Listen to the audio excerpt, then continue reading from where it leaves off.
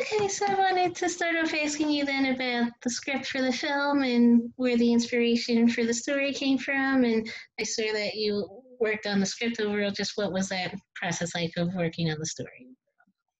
Uh, yeah, it's a 5-year journey so far, and the journey continues. But I wanted to tell a story about uh, trying to go to school and get an education. In the region that I'm from, and the struggle that I went through to do that. And it became this sort of larger story about why is it's so hard for young women in America to get an education. And with this being your first feature, and I also saw that the feature is based on your short film, what was that experience like like delving into making the feature and kind of basing this movie on the short as well? Well, it's really not based on the short film. I made a short film that was set in a scrapyard, and I really wanted to figure out how to work in that environment. And then after I made that short film, I wrote the feature, and it was very different. And it was about a young woman, and her brother, and going to school, and it just became a whole other story. But I learned a lot from that in terms of just how to work in an operational scrapyard. And also, I wanted to ask about your experience directing the film as well, and what was that experience like going from working on the script into directing as well? Yeah, I mean, I have a very improvisational style on set and when directing, because I'm working with so many first timers, as I call them. People who've just never acted before, who you're using through street casting and such, and mixing them with, pros like Jessica Barden. And so there's a script for sure, and there's a very solid script that is there. But then we have to be willing to throw that script out to keep everything feeling very improvisational and natural, and having lots of humility while you're filming, and allowing people who have never been in front of a camera before, or around a film before, to tell you what to do and tell you how they would do things. And then, hi, Jessica. Jessica, here's Karen. Hi, Hi, how are you? I'm good, thanks. How are you? Good, thanks. So I also wanted to ask you. I was asking about just like about the film overall, and I was asking Nicole about her process of getting the film up and started, and I wanted to ask you about how you received the script and what you really liked about the story overall that convinced you to take on your role. The first time that I read the script, I just completely was obsessed with the characters, and I just fell in love with Ruth and Blaze. And I could really see a lot of myself in Ruth and in the relationship that she has with her brother. It was a move that I'd been trying to find for a while. I come from a working class background in England, and I had been trying to find a role where I could really play a whole person that has this background where, of course, you see the difficulties and how tough this is, and you see scenes where they're angry, but also I wanted to do a movie about working class culture that also had the humor in it and the love that is there and the care that you see in these communities, and this movie definitely had that. And then I had lunch with Nicole after reading the script, and she told me that it was going to be the hardest job that I'd ever done in my life, and then she was going to work me harder than anybody else, and it just seemed like it was going to be extremely challenging and a role that I definitely wanted to do and wanted to get. And when you signed on to play Ruth in the film, what was your experience like really relating to her and getting into her mindset, and maybe your preparation process overall for the film? I mean, I myself have gone through in my life the whole experience that Ruth goes through, where you look around the place where you live and you're like, well, I really like it here and I love the people here, but isn't there more that I can be doing with my life? And how do I do that without appearing ungrateful, or I don't know, like, how do I do that without completely abandoning these people that I grew up with in this place that I come from? So a lot of the feeling of Ruth, the confusion and the anger that she feels, I definitely could relate to anyway. But Nicole, straight away, as soon as we got to Ohio, created a really immersive experience for us. Me and Gus Halper, who plays Blaze, we stayed in an Airbnb together for the first week in Chillicothe, in the middle of nowhere, in a place that we'd never been before. And, you know, we had to adjust immediately to like living with each other, and figuring out what people do in a town like this. And we actually went and worked on the scrapyard, which is in the movie. That's a real working scrapyard. And we worked there for the day and did full manual labor and worked the baler and went through all the cans that people had brought in. So, you know, Nicole really wanted this to be as real as possible. She wanted to constantly have it be like we were really doing this for real. And she was always creating, you know, it didn't really feel always like we were on a movie set. It was always set up for us, like we just had to respond to things in real time as they were happening to us.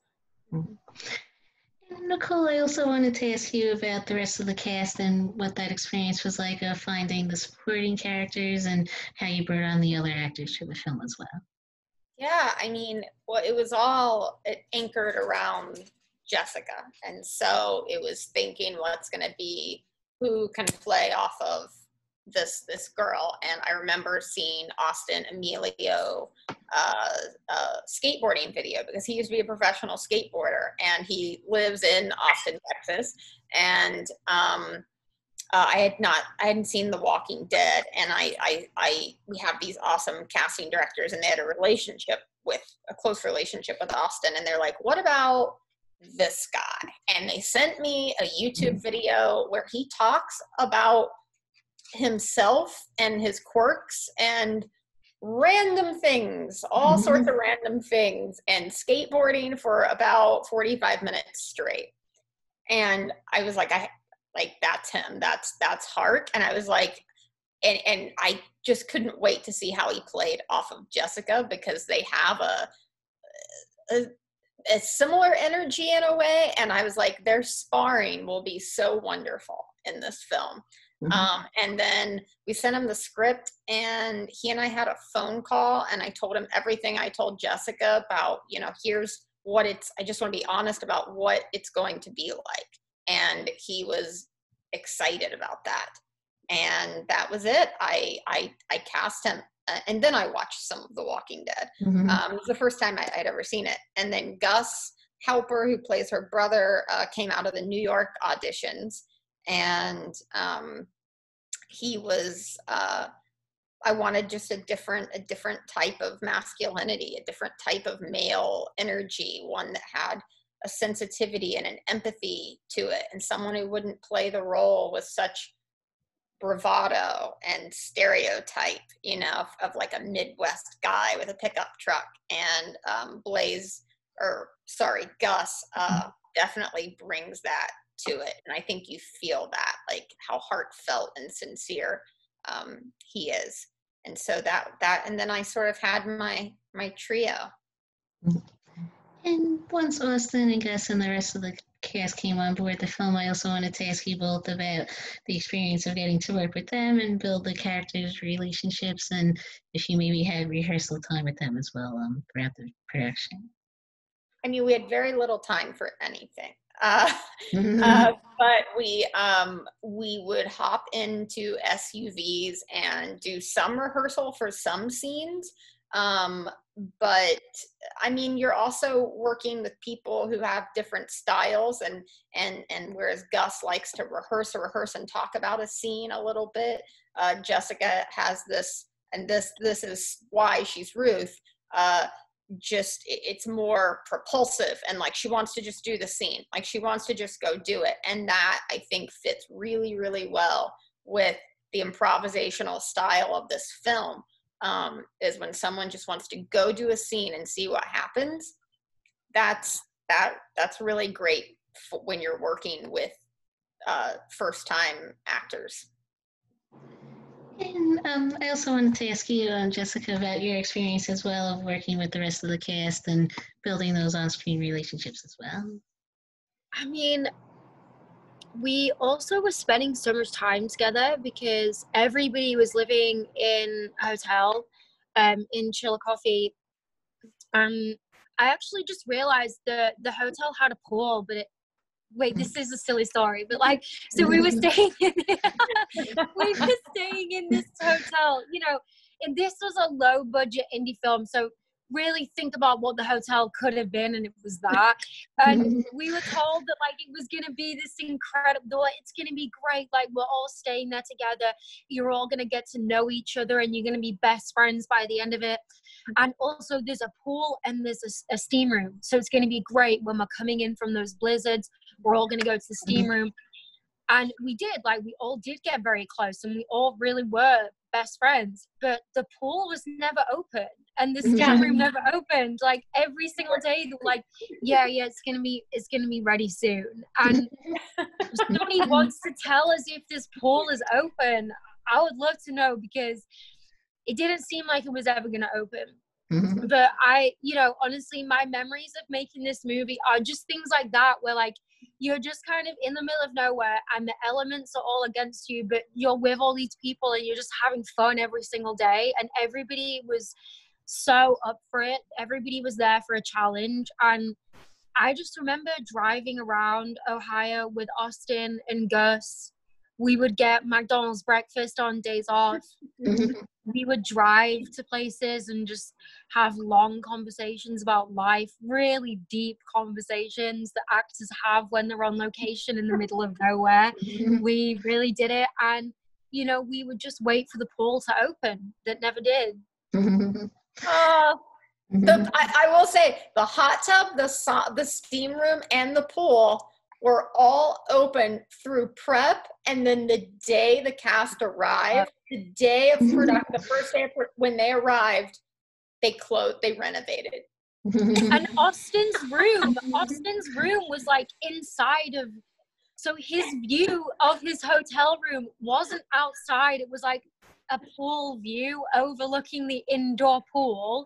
So like he had an indoor balcony, and like we stood in it and we just looked down and the pool was just drained and it was a building site. And he was like, yeah, man, this is my Juliet balcony overlooking the pool. It was funny. And I also wanted to ask you both about, speaking of that experience of getting to like stay together in a hotel and film on location, and in general as the director and actress, do you both really enjoy being on location, and just does that help really bond you guys with the rest of the cast? And just in general, how does maybe being on location help with filming a movie like this one? I love it. I think it helps the movie every single time, because you're away from your real life. You're away from outside influences, and you can just be completely selfish and completely immerse yourself in the movie. And I love it. And you, Nicole, as well, what's that experience like for you as the director to be on location like this as well? And how does that maybe influence the way that you approach directing as well? Yeah, I have to be like totally immersed. I love it. I love being on location.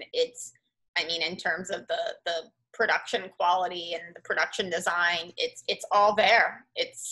You don't need to create a whole lot. You can put some touches on things, but it's all there, and gives it a very authentic cinematic feeling, especially where we were. It wasn't, yes, we were in the middle of nowhere, but it wasn't like we were in just an open field. Like it was snowing. There was such a rich textured environment.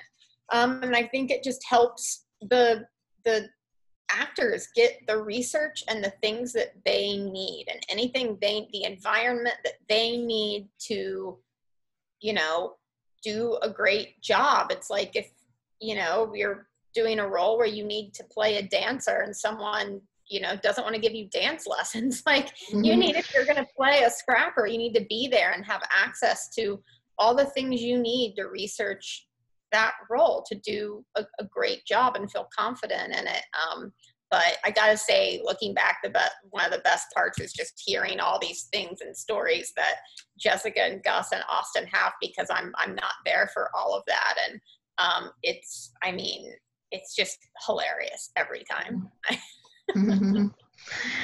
And I also wanted to ask you both about, while I was watching the film, I really like the fact that Ruth feels like she can have the potential to go on to college and really continue her education, but also at times feels like maybe she would, feels like she's stuck at home with like her brother and mother and overall. And what was that process like of showing that struggle within her to maybe like want to pursue her own career and future and education while also feeling like she might be stuck at home and not have that option as well? Was that something that you both really wanted to focus on throughout the story as well?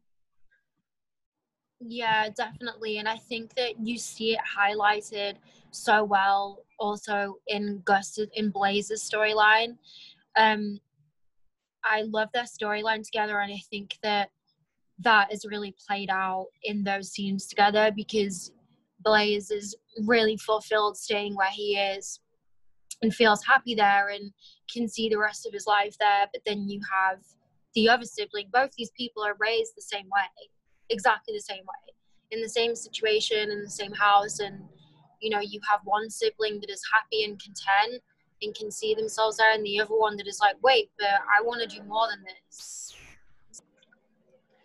And Nicole, for you as well, the same question. I wanted to ask about what that experience was like for you as the writer and director to showcase Ruth's journey of wanting to continue her education while also maybe feeling like she's stuck to her family as well, overall.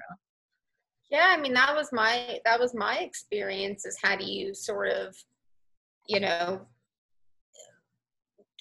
find forge a future for yourself and then finally get that future. But getting that future and accessing it, once you finally can access it, means leaving behind the people who helped you get it, because you can't necessarily take them with you, and you can't expect them to want or have or need that same future. And it's like, you know, leaving the place that made you. Like, I left it, but it was really hard because they made me, and it felt like a betrayal to me. And, you know, to leave home and to leave people who helped me, you know, become a filmmaker and become you know, a film. And by the way, filmmaking, something no one in my family really knew anything about. So can you imagine helping your daughter or granddaughter, or, you know,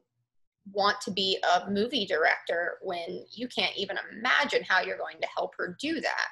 Like that, you know, as I get older, it's something I think about, how hard that and scary that probably was for the women in my family. And I was raised by a family of all women, like, to how hard it was for them to raise me and see me do what I'm doing now, and how emotional that is for me and probably is for them. But it took me a while to do it, because it felt like a betrayal to leave them and to do it. And overall, speaking of like being raised in such a female-driven family and having their support, and why do you feel like you both feel like overall that this movie is so important to make and have such a strong female lead character as well, and like female cast and crew? And was that something that was important to both of you, to have such strong like women behind the camera as well as in front as well? Yeah, I love tough, funny, mouthy women. Like, mm-hmm. I love it. I mean, it's why I love Jessica so much. Mm-hmm. It's and all the women in the film. I think yeah, you wanna take it, Jess? Yeah. Mm-hmm.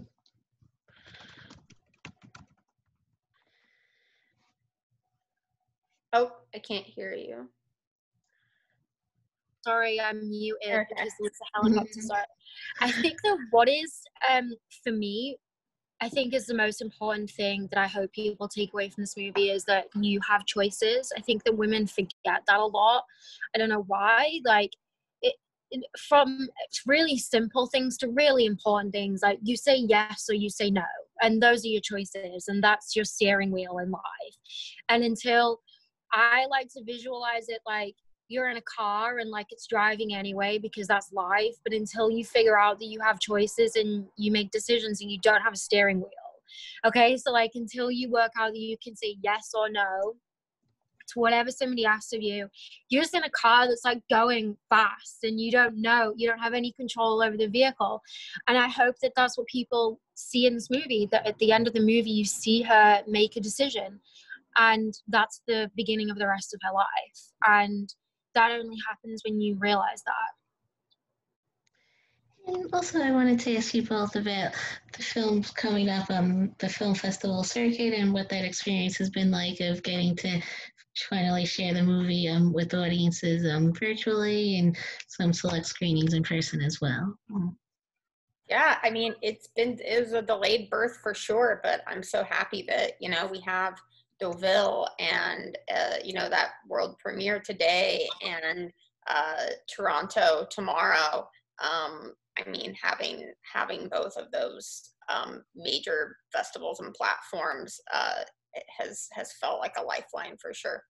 Mm-hmm. And Jessica, what's this experience been like for you as well, having the movie getting to premiere as well at the festivals? I mean, for us with this movie, Holler, the pandemic honestly was just another challenge in the road of making this movie. This movie has come up against a lot of things. Our first day was in a polar vortex when we were filming. Our first day was literally -30 in a blizzard. So I, for one, didn't think that this was really gonna harm the movie. I was just very glad that everybody made choices that kept people safe. Obviously, that's the most important thing. But I knew that the movie was going to be fine. This movie's survived a lot worse and done well. Mm-hmm. The movie can take a punch. Yeah. Yeah. Okay, I think that was mainly it, but thank you both again for taking the time out to speak with me. Thank you, Karen. So much. Thank you.